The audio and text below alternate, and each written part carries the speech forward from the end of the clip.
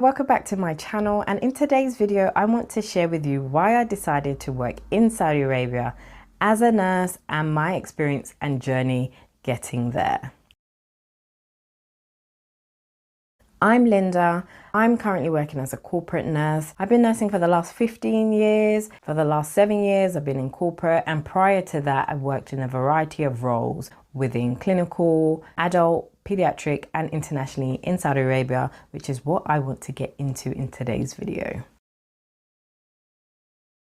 It all started for me back in 2012 when I was contemplating thinking about moving somewhere to work as a nurse. Now I feel like there comes a time in a nurse's life where, either you're looking for a career change or you're just looking for something different. At the time I had been working as a pediatric nurse in A&E, and prior to that I had worked in other variety of settings, including general medical, PICU and HDU, and in between those times I would do bank. I look back and think, okay, working in the public sector, so that was the NHS, was tough, but I always had great teams, which felt like the work was okay, like it was doable. We could do this because we're a team. I just felt I needed a change of scenery, and after a while it just came a bit repetitive. I remember I saw an ad in the newspaper when I was on my way home from work, and I was reading about it and I was thinking, says fascinating opportunity in Saudi Arabia. For me, being a risk taker, I was like, okay, let me apply for this role and let me just see where it takes me.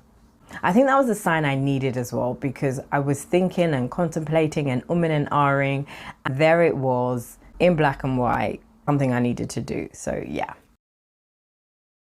Before I'd left London, I purchased my own flat around the outskirts of London, so in Thornton Heath. And that was around 2010. I had saved up all my bank shifts, and originally I bought my flat off plan. And off plan means literally purchasing a property that has not been built. You see me and risks, yeah? Now, disclaimer, I'm not telling you to go out there and do the same, buy a property off plan. This is not financial advice, but for me, this is just what I did to get on the property ladder at the time. But if you do want to know more, like and comment down below, and I will make a video on that. My flat, it was a cozy 1-bedroom flat. I was really excited. It was a straight mortgage, not a part buy, part rent or shared ownership. It was just my personal preference. I'm not really a fan of the other methods, but I do understand now that's probably a viable way to get on the property ladder. At the time, it just wasn't for me. However, I say all that to say this, the craziest thing is I couldn't actually afford to live in it.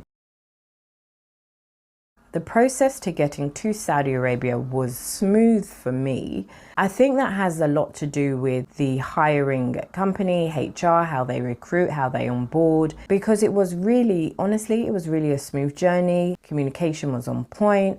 I was communicated with at various points within the journey before I got to Saudi. In all, I would say it took about 3 to 4 months from the moment I decided to apply to the moment I left. And within the 4 months, I was doing blood tests, had to do an attestation of my document, reviewing my contract. And I remember doing my interview at Centrepoint in Tottenham Court Road. So that's central London, which has now changed to luxury flats actually. And everything was so nice. I was like, wow. So you have to remember, I was in the NHS for 4 years. I didn't know something like this could be done for employees or prospective employees. So I was really happy. So I had my interview, and then I had to go back once I got the role to do induction. So my job role was for a senior staff nurse. So when I went and did the induction day in London, they took us for lunch. They gave us goodie bags. I was like, wow, is this the kind of treatment that you get in the non-public sector? I'm all here for it. And for me, it shifted my mindset in terms of how organizations can treat you and should treat you. I think it also paved the way in how I view healthcare as a business as well. Now, fast forward, me getting ready to actually go to Saudi. Now, I didn't know anybody going. I did try to persuade my best friend, but she wasn't having it. She was like, no. And then I remember getting to Heathrow, I think it was Terminal 4, and I was like, wow, I'm really doing this, and I'm doing this alone. Like, I'm going to the Middle East. I don't know anybody, and I'm going to be a nurse. I'm a black nurse going into Saudi. Deep that. It was just me. Honestly, I look back and think, wow, who really did that? But listen, they flew me on a first class flight with Qatar Airways, which was amazing. I don't even think I flew premium economy at that time. So I was ecstatic. First class, I was ordering everything. I was eating everything. I was watching everything, honestly. Oh, good times. So I had to stop over in Qatar because where I was in Dammam, which is in Saudi, there were no direct flights. And stopping over in Qatar and having an experience in the first class lounge was, yeah, honestly, it opened my eyes. You have to imagine. So I'm a public sector nurse. I've been working in the NHS for the last 4 years. And to go from that to being flown first class, I was like, really? God, you are so good. But it was when I actually got to Saudi that night that it really did hit me. And it hit me culturally because it was just so different. I think people were going to Medina and I was like, yeah, I'm doing this. Yeah, I'm here. I had my own 1-bedroom apartment and I lived on camp, and the camp was a world in its own, away from kind of the norm of Saudi.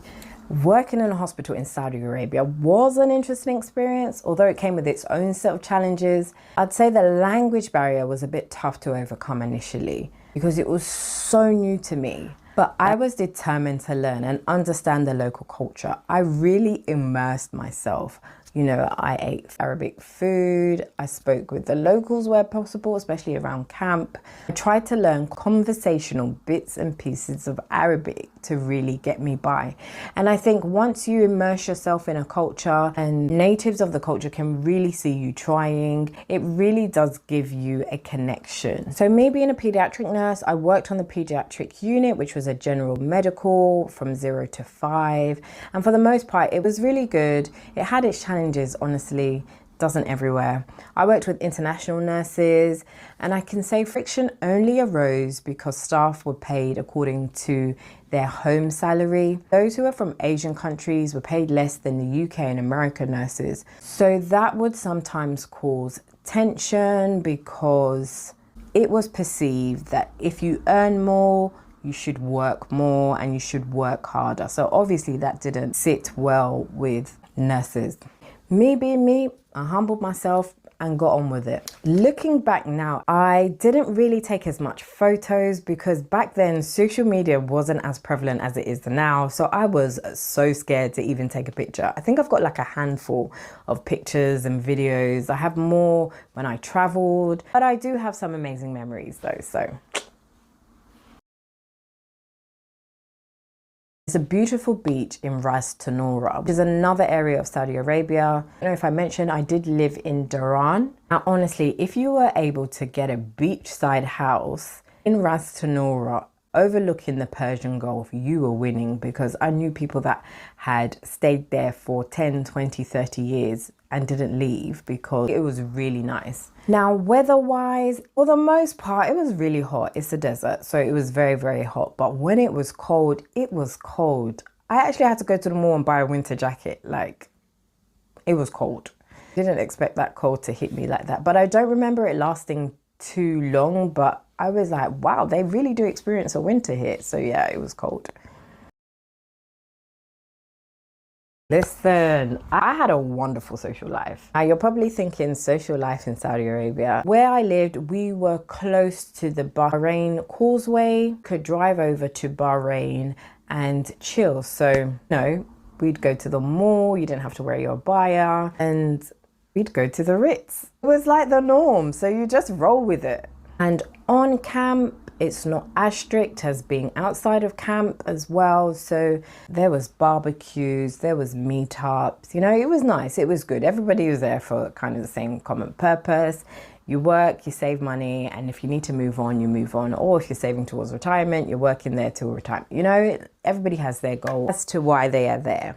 And contrary to popular belief, I was allowed to keep my passport, so I was able to travel as well a lot around the Middle East.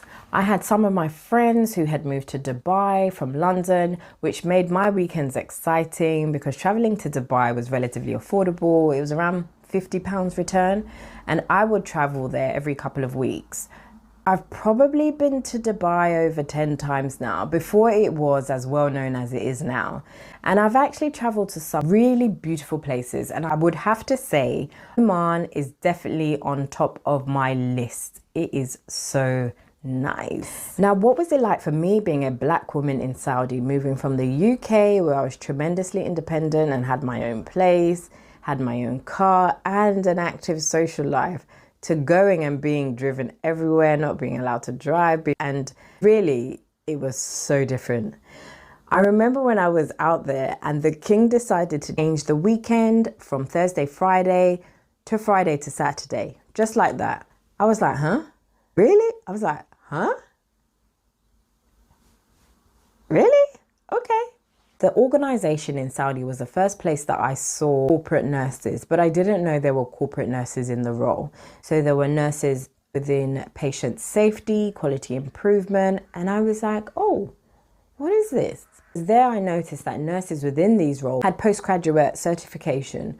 So that's when I was thinking, actually, I need to come back to London and do my master's. Would I go back to Saudi? Yes, in a different role, probably as a director or to do some consulting. So if there is anybody out there with links to that on that level, reach out to me. I'll be interested. Now, if you're a nurse considering a move onto Saudi Arabia, I do have some advice for you. You have to embrace the way of life and the culture in the Middle East. Things move at a slower pace, really slow pace. Inshallah, things will be done. But in all, for me, it was an incredible experience. It was challenging, but for the most part, I took a lot from it, for my personal growth, financial growth, and everything else. And yes, the financial benefits are great, but focus on creating meaningful connections and memories with the people around you. Do you want to know about the benefits and my salary? Like and comment down below, and I'll be sure to do another video going into some detail. Also, you'll need to have a work permit, which is usually organized by the hospital that is recruiting. You'll need to have some lab work done, possibly a chest x-ray, and they'll do some necessary checks, check your documentation, and ensure that you're fully immunized. Now, working in Saudi is not easy as it sounds. Depending on where you work, you'll have to give your passport to HR, and you'll have to let them know every time you leave the country. Where I worked, I didn't have to do that, but I know that is a requirement in a lot of the hospitals throughout Saudi.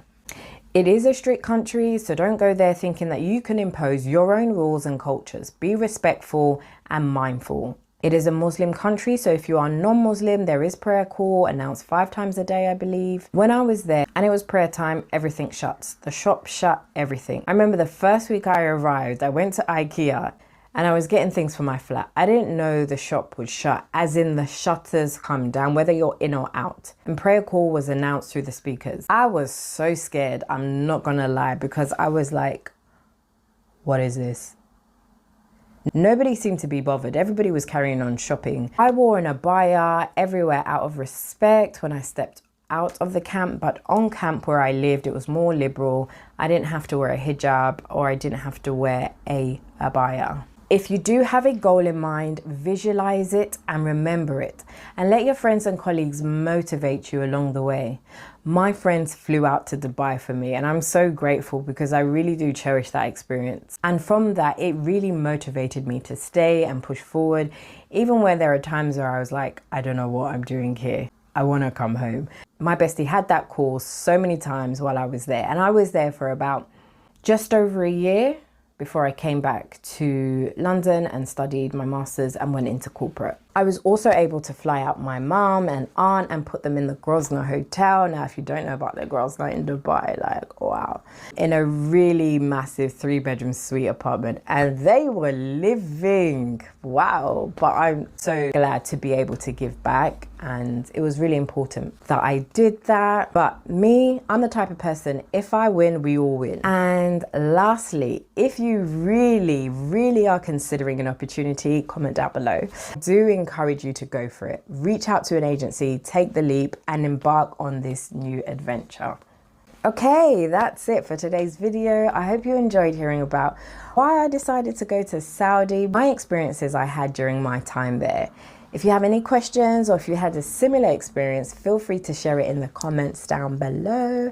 Don't forget to hit that like button and subscribe to my channel for more exciting content. Thanks for watching, and I'll see you in the next video. Bye.